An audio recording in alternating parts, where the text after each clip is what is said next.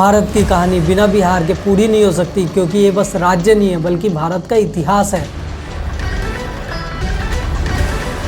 बुद्ध की धरती, सम्राट अशोक का साम्राज्य और आज़ादी के केंद्र की लड़ाई का केंद्र, और शायद इस देश की राजनीति का सबसे गर्म मैदान। यहाँ की मिट्टी ने जयप्रकाश नारायण और लोहिया जैसे बहुत बड़े बड़े नेता को पैदा किया, और आज के समय में यहाँ पे ऐसे ऐसे नेता हैं जो कि दिल्ली में गद्दी तक हिला सकते हैं, जैसे कि राहुल गांधी और नीतीश कुमार। आज के इस वीडियो में हम बात करेंगे बिहार की पूरी राजनीति को, कैसे बिहार में महाजनपद आया, कैसे बिहार में अशोक का साम्राज्य आया, और कैसे उसके बाद लालू और नीतीश कुमार जैसे नेता बिहार में पैदा हुए। बिहार आज के समय में बस एक राज्य नहीं बल्कि 10,000 साल पुरानी एक सभ्यता का नाम है। मिथिला सीता माता की भूमि, और पाटलिपुत्र यानी कि अशोक का साम्राज्य, चंद्रगुप्त से लेकर अशोक तक यहाँ की मिट्टी में पैदा हुए हैं।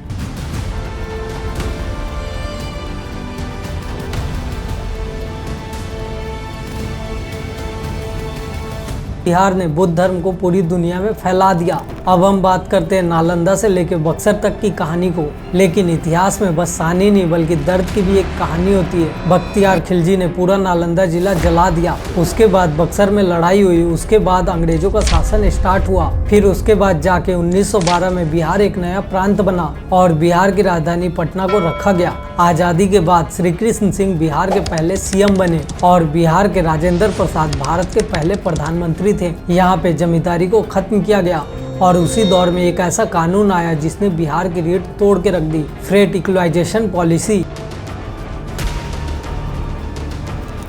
जो कि 1992 से लेकर 1993 तक चला। बिहार में कोयला, आयरन, बॉक्साइट सब था, लेकिन फैक्ट्री जितनी भी थी वो लगी मुंबई और गुजरात में, और यहीं से शुरू हुई बेरोजगारी, गरीबी और पलायन की कहानी। बिहार में कोई रोजगार नहीं है, कोई फैक्ट्री नहीं है। सब मजदूरी करते हैं। अपने जवानी में मैंने सरकारी किसी को नौकरी हो जाएगा तो भगवान से भेंट हो जाएगा।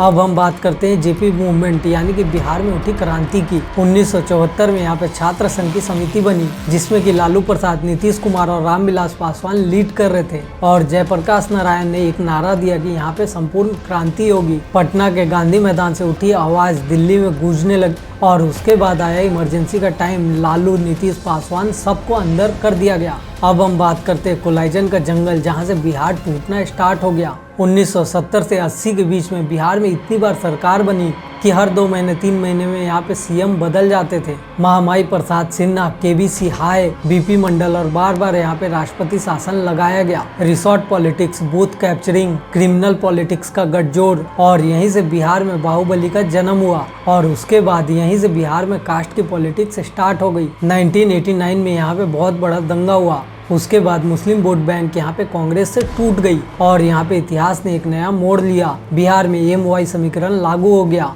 M का मतलब मुस्लिम और Y का मतलब यादव, और उसके बाद जाके यहाँ पे स्टेज सेट हुआ उस आदमी के लिए जिसने बिहार को हमेशा के लिए बदल दिया। लालू प्रसाद यादव की बिहार की पॉलिटिक्स में एंट्री हुई। गाँव के मिट्टी से उठ के पटना यूनिवर्सिटी तक, JP आंदोलन से लेके जेल तक, लोकसभा। उसके बाद 1990 में यहाँ पे विधानसभा चुनाव में जनता दल जीत गया। PM BP सिंह कभी ये नहीं चाहते थे कि बिहार में लालू प्रसाद यादव मुख्यमंत्री बने, मगर राजनीति में पासा फेंकना आपको लालू से सीखना चाहिए। देवीलाल, चंद्रशेखर और शरद यादव, नीतीश कुमार, सभी के समीकरण बदल गए, और यहाँ पे लालू ने राजनीति में एक ऐसा पासा फेंका कि 10 मई 1990 को इन्होंने पटना के गांधी मैदान में बहुत बड़ी भीड़ के साथ शपथ ग्रहण किया। और तब से लेके आज तक बिहार की राजनीति हमेशा के लिए बदल गई, और यहीं से शुरू हुई लालू प्रसाद यादव और नीतीश कुमार की लड़ाई। मंडल बना कमंडल और जंगल राज बना सुशासन, और ये था बिहार पॉलिटिक्स का पार्ट 1।